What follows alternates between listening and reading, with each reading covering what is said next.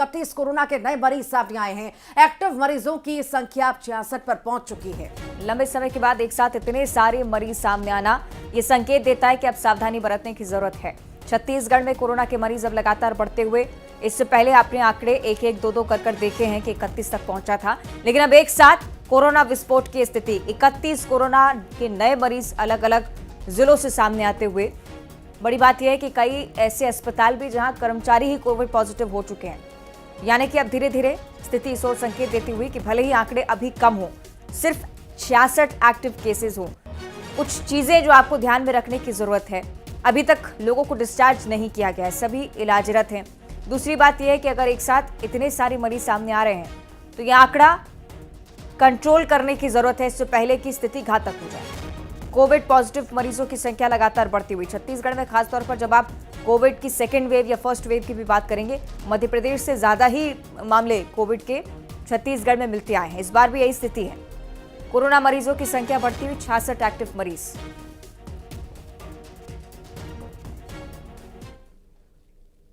और रायगढ़ जिले में भी एक बार फिर से कोरोना धीरे धीरे अपने पैर पसारना शुरू कर चुका है। जिले में अब तक 9 संक्रमितों की पुष्टि। रायगढ़ जिला अस्पताल के पैथोलॉजी लैब में काम करने वाले 3 कर्मचारी पॉजिटिव हो चुके हैं। उधर कोरोना के बढ़ते संक्रमण को देखते हुए स्वास्थ्य महकमा अलर्ट हो चुका है। संभावित आपातकालीन स्थिति को देखते हुए जिला अस्पताल में 30 बिस्तर का आइसोलेशन सेंटर भी बनाया गया है। स्वास्थ्य विभाग एक बार फिर लोगों से कोरोना नियमों का पालन करने की अपील भी कर रहा है और संदेह होने पर तुरंत जांच करवाने की बात कर रहा है।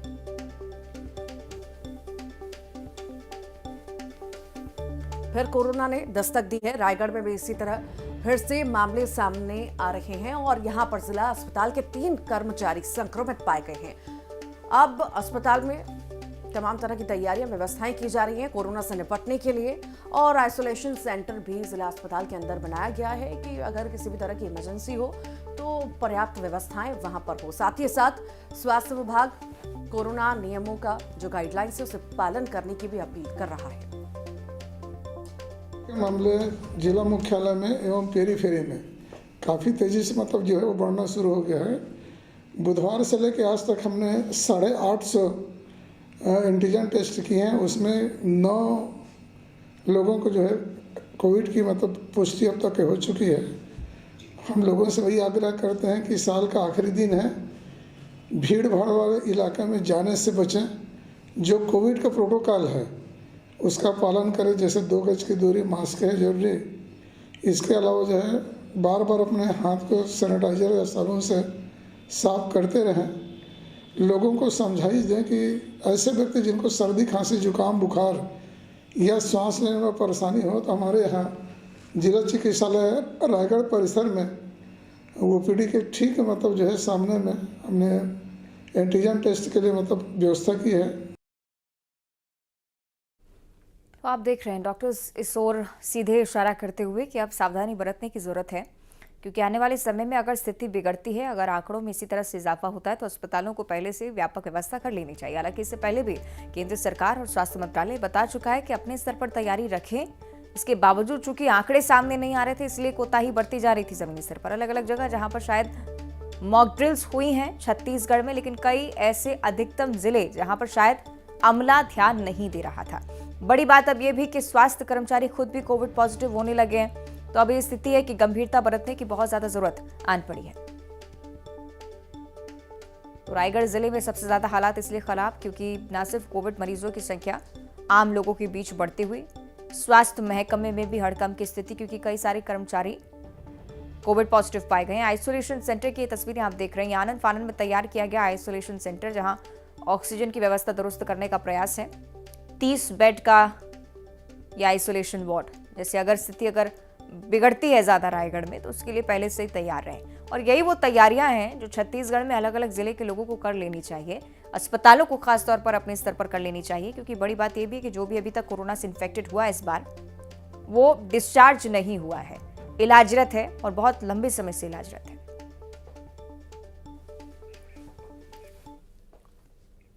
और चलिए बात बलरामपुर की करते हैं। कड़ाके की ठंड पड़ रही है और कहीं ना कहीं कोहरे का कहर भी देखने को मिल रहा है। ठंड के साथ ही कोहरे से परेशानी लोगों की बढ़ चुकी है। घने कोहरे की वजह से विजिबिलिटी बहुत कम हो चुकी है। और विजिबिलिटी कम होने से क्या होता है आप जानते हैं, यातायात सबसे ज्यादा प्रभावित होता हुआ, वाहनों की रफ्तार कम हो चुकी है, न्यूनतम पारा 10 डिग्री पर पहुंच गया है। ये बड़ी जानकारी मौसमी परेशानी को लेकर। इससे पहले कोरोना को लेकर हम आपको जानकारी दे रहे थे, वहां भी एक नई समस्या, लेकिन मौसम के चलते भी स्वास्थ्य का ध्यान रखने की बहुत ज्यादा जरूरत आपको। आने वाले समय में छत्तीसगढ़ मध्य प्रदेश दोनों ही जगहों पर बारिश की आशंका है। खासतौर पर छत्तीसगढ़ में जब आप बारिश देखते तो बिना ओलावृष्टि के बारिश नहीं होती है। तो कोहरे के चलते वाहनों की रफ्तार फिलहाल धीमी है। अलग अलग जगह विजिबिलिटी 10 मीटर से भी कम। पेंड्रा रोड वो जिला जहां लगातार ऐसी खबरें हर साल आती हैं कि सबसे कम पारा यहां होता है। बलरामपुर में भी इसी प्रकार कोहरे का सितम इस बार देखने को मिल रहा है। 10 डिग्री तक तापमान पहुंचा हुआ।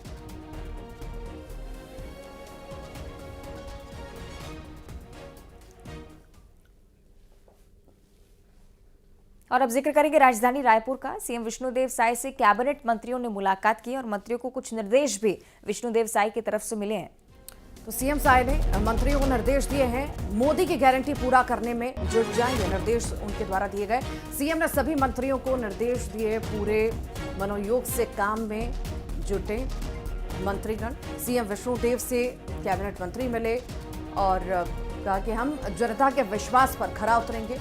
मंत्रियों ने सीएम को शुभकामनाएं भी दी। कैबिनेट विस्तार के बाद मंत्रीगण मिले। ब्रजमोहन अग्रवाल हो, ओपी चौधरी हो, लखन लाल हो, श्याम बिहारी, इन सभी ने भी मुलाकात की। लक्ष्मी राजवाड़े, टंकराम ने मुलाकात की है सीएम से।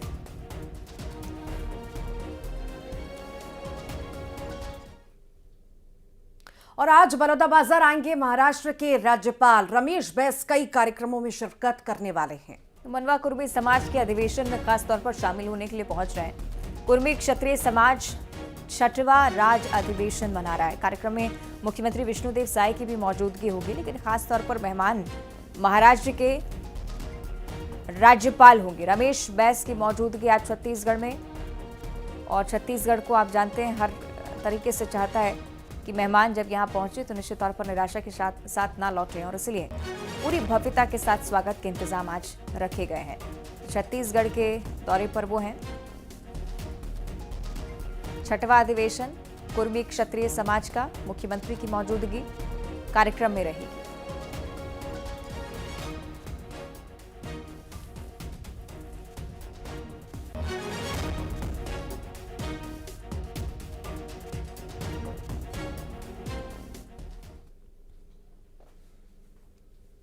और महासमुंद का अब जिक्र करेंगे, जहां अवैध धान पर बड़ा एक्शन लिया गया। कोमाखान तहसीलदार की तरफ से कार्रवाई हुई है। 2 अलग अलग मामले में 666 बोरी धान जब्त किया गया है। पहले मामले में 350 बोरी अवैध धान जब्त किया गया। उड़ीसा से गरियाबंद ये धान ले जाया जा रहा था।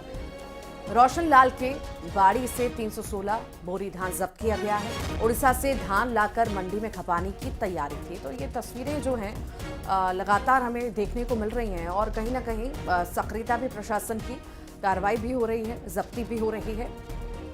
2 अलग अलग मामले में 666 बोरी धान जब्त किया गया है। अवैध धान को लेकर लगातार एक्शन मोड में प्रशासन नजर आता हुआ, क्योंकि खपाने की जो कोशिशें हैं वो छत्तीसगढ़ में बहुत बड़े स्तर पर चल भी रही हैं।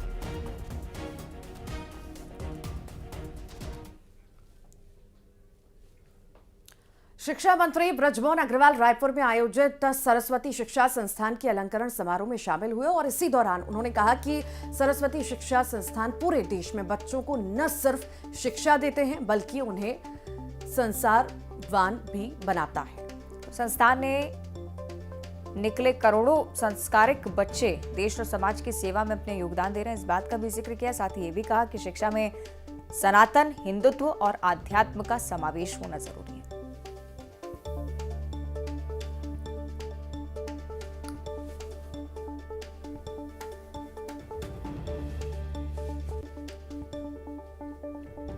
देखिए, सरस्वती शिक्षा संस्थान पूरे देश में बच्चों को संस्कारित करना और उनको देश के प्रति समर्पण की भावना पैदा करना और अध्यात्म की शिक्षा देने का काम सरस्वती शिक्षा संस्थान करता है।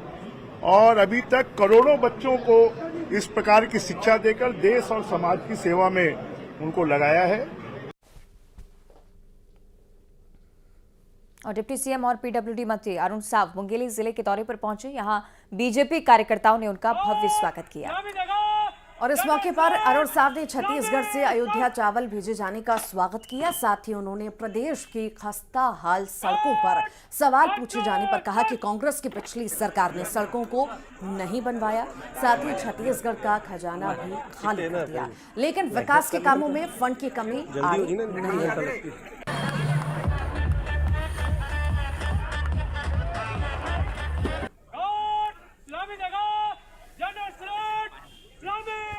भगवान राम छत्तीसगढ़ के भाषा है और इसलिए राममय होता है पूरा छत्तीसगढ़। गांव-गांव में नवधा रामायण राम कथा का आयोजन, तो राम की भक्ति का ये प्रदेश है छत्तीसगढ़।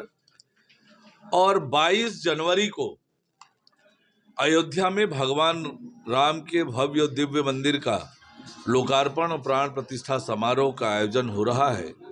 बड़ी संख्या में लोग वहां पर जुटने वाले हैं। महीना 1.5-2 महीना तक लगातार अयोध्या में लोगों का जाना होगा दर्शन करने। तो छत्तीसगढ़ से इतने बड़े पैमाने पर चावल राइस मिल एसोसिएशन ने भेजा है। निश्चित रूप से राइस मिल एसोसिएशन का यह प्रयास, हाँ, ये सही है कि पिछले 5 सालों में कांग्रेस की सरकार ने विकास के कोई काम नहीं किए और इसलिए सड़कों की भी हालत खराब है। गांव शहरों में भी मूलभूत आवश्यकताओं की कमी है और ये भी आप सबको पता है कि छत्तीसगढ़ की आर्थिक हालत भी खस्ता कर रखी है उस सरकार ने, कर्ज में डुबो कर रखा है। चुनौती है लेकिन हम उसका हल निकालेंगे, रास्ता निकालेंगे और मुझे लगता है कि विकास के कामों के लिए फंड की कोई कमी नहीं होगी। हम उसका रास्ता निकालकर विकास का काम करेंगे। छत्तीसगढ़ के खेलकूद एवं युवा और राजस्व मंत्री टंकराम वर्मा बलौदाबाजार पहुंचे और इसी दौरान कार्यकर्ताओं ने उनका भव्य स्वागत किया। मंत्री टंकराम वर्मा, जिन्होंने न्यूज 18 से भी खास बातचीत की, कहा कि राजस्व विभाग में लंबे समय से पदस्थ अधिकारी का तबादला ना करके उनको वहीं रखकर समस्या का समाधान करना होगा। साथ ही ये भी कहा है कि अवैध शराब का व्यापार करने वाले लोगों को बख्शा नहीं जाएगा। इसके अलावा चखना सेंटर अतिक्रमण करने वालों के खिलाफ कार्रवाई होती रहेगी। लंबे समय से राजस्व विभाग में अधिकारी अभी भी जमे हुए हैं, क्या उनका तबादला होगा या फेरबदल? देखिए, तबादला कोई समस्या का समाधान नहीं होता। जो समस्या मूलक है उसको एक जगह दूसरे भी जगह बिठा दोगे तो वहां भी वही करेगा। तो मैं मानता हूं कि ट्रांसफर जो है इस कोई समाधान नहीं है, उसको वहीं रख के वहीं ठीक करना पड़ेगा। अवैध शराब को लेकर आपने एक बड़ी बात की। नहीं, अवैध शराब तो बंद होना चाहिए, बंद कराएंगे। ये कोचियाईगिरी चलेगा नहीं, चखना सेंटर, ये फालतू काम कुछ नहीं होगा। हम किसी से कोई समझौता नहीं करेंगे। जो हमारी छवि, जो हम जानते हैं, जो करते हैं, समाज सेवी हैं, समाज सेवा करेंगे। ये मंत्री का पद जो है हमारे को गर्मी नहीं लाएगा, न हम बहकेंगे नहीं। हम निस्वार्थ भाव से सेवा करेंगे और अच्छा काम करके दिखाएंगे। और मंत्रिमंडल में चूंकि विभागों का बंटवारा हो चुका है, तो रामानुजगंज से विधायक रामविचार नेताम भी अब मुख्यमंत्री विष्णुदेव साय की टीम में आदिम जाति कल्याण विभाग के मंत्री बने हैं। बलरामपुर पहुंचे रामविचार नेताम और नेताम ने कहा कि उनकी प्राथमिकता पिछड़े क्षेत्रों के विकास की रहेगी। रामविचार नेताम की गिनती प्रदेश में कद्दावर आदिवासी नेता के रूप में होती है। नेताम रमन सिंह सरकार के 2 कार्यकाल में कई महत्वपूर्ण विभागों के मंत्री रहे हैं। आदिवासी बाहुल्य सरगुजा के रामानुजगंज सीट से 6वीं विधानसभा में सदस्य निर्वाचित रामविचार नेताम का कहना है कि वो अनुसूचित जाति जनजाति बाहुल्य क्षेत्रों के लिए बेहतर कार्य योजना बनाकर काम करेंगे।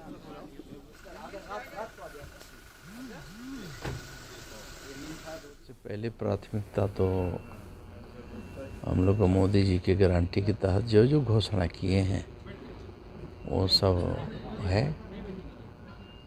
उसको पूरा करना हम सबका प्रथम दायित्व है।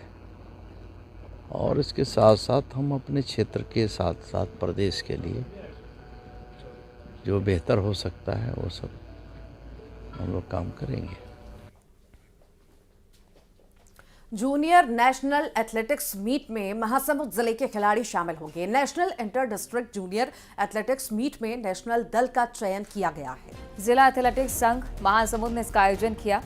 प्रतियोगिता में दौड़, लंबी कूद, ऊंची कूद, भाला फेंक, गोला फेंक जैसे खेलों का आयोजन किया जाएगा। और प्रतियोगिता में चयनित खिलाड़ी गुजरात में होने वाली राष्ट्रीय जूनियर एथलेटिक्स चैंपियनशिप में हिस्सा लेने के लिए पहुंचेंगे।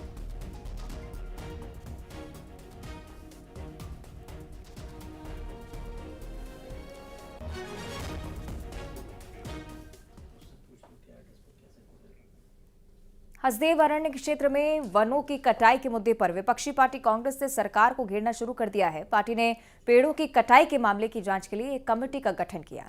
पूर्व मंत्री प्रेमसाय सिंह टेकाम की अगुवाई में पार्टी ने 8 सदस्यीय समिति का गठन किया है, जिसमें पूर्व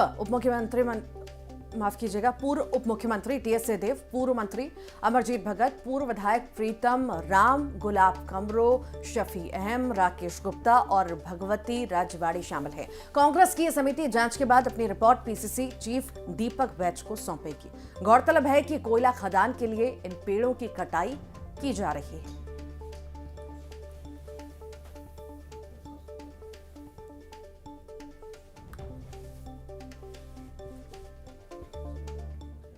उधर हसदेव पर कांग्रेस की कमेटी गठित किए जाने पर शिक्षा मंत्री बृजमोहन अग्रवाल ने तंज कसा। उन्होंने कहा कि 100 चूहे खाकर बिल्ली हज को चली।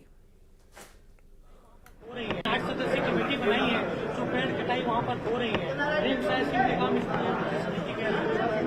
अब 100 चूहे खा के बिल्ली हज को चली गई। अब 100 चूहे खा के बिल्ली हज को चली गई। और इधर पूर्व सीएम भूपेश बघेल ने बृजमोहन अग्रवाल के बयान पर कहा कि वो ऐसे ही बयान दे सकते हैं। उनके ऐसे ही बयान की उपेक्षा थी। भाजपा कह रही है कि 100 चूहे खाकर बिल्ली हज को चली, कह रही है अपनी समिति को। हसदेव पर समिति गठन किया है, पर भाजपा कह रही है कि 100 बृजमोहन जी का इस प्रकार से टिप्पणी अपेक्षित रहता ही है, वो उसी प्रकार से बयान देते भी हैं। बीजेपी नेता अनुराग अग्रवाल ने पीसीसी चीफ दीपक बैच पर निशाना साधा। उन्होंने कहा कि कांग्रेस को मिली करारी हार के बाद दीपक बैच को विचलित कर दिया है करारी हार ने। तो उन्हें याद रखना चाहिए कि कांग्रेस सरकार जैसे ही सूबे में आई थी तब उन्होंने वरिष्ठ नेताओं को दरकिनार कर दिया था। हमने पीएम मोदी की गारंटी को पूरा करने का काम शुरू भी कर दिया है।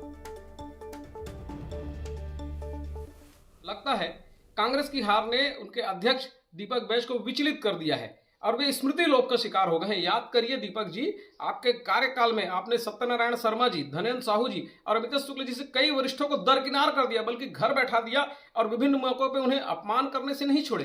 भारतीय जनता पार्टी संतुलन बनाते हुए वरिष्ठों के अनुभव को और युवा जोश को लेकर यह सरकार चलाएगी और निसंदेह जिस प्रकार से इसकी कार्यप्रणाली प्रारंभ हो गई है, मोदी जी की गारंटी पूरी होनी प्रारंभ हो गई है, ये जनता के सेवा के लिए लगातार लगे रहेगी।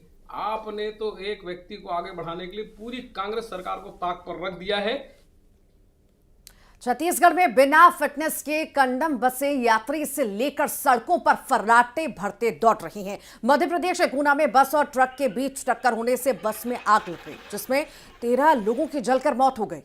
और अब इस हादसे के बाद छत्तीसगढ़ में सबक नहीं लिया जा रहा। यात्री अपनी जान जोखिम में डालकर सफर भी कर रहे हैं। उन्हें डर भी बना रहता है कि कहीं बस सड़क हादसे का शिकार ना हो जाए, ब्रेक फेल कहीं ना हो जाए।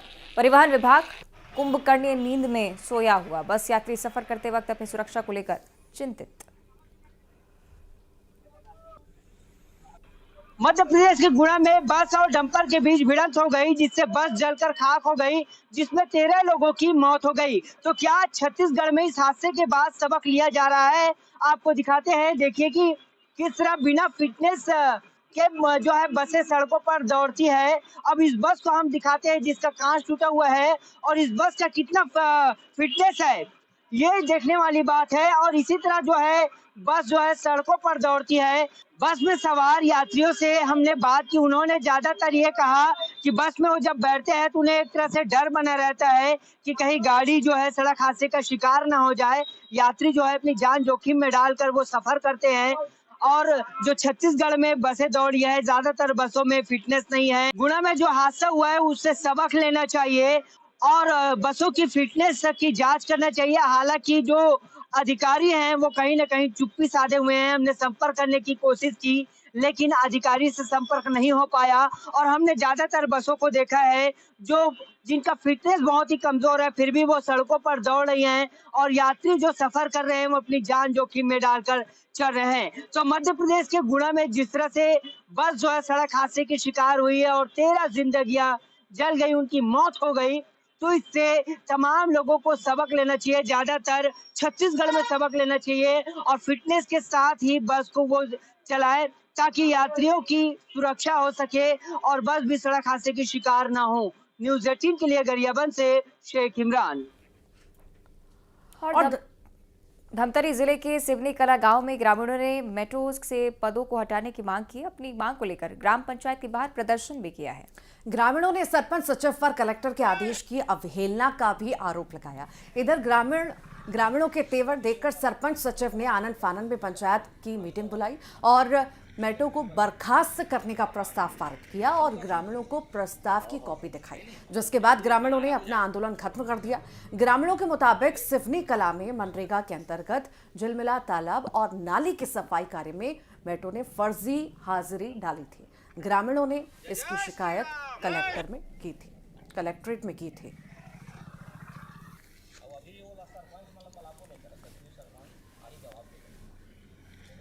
अन्याय हो रहा है उसके बारे में बोलना चाहती हूँ। हम जनता, हम महिलाएं जो है सिवनी कला में हम काम करने के लिए दूसरे गांव में रोजगार गारंटी योजना खुल चुकी है, हमारे गांव में खुली ही है।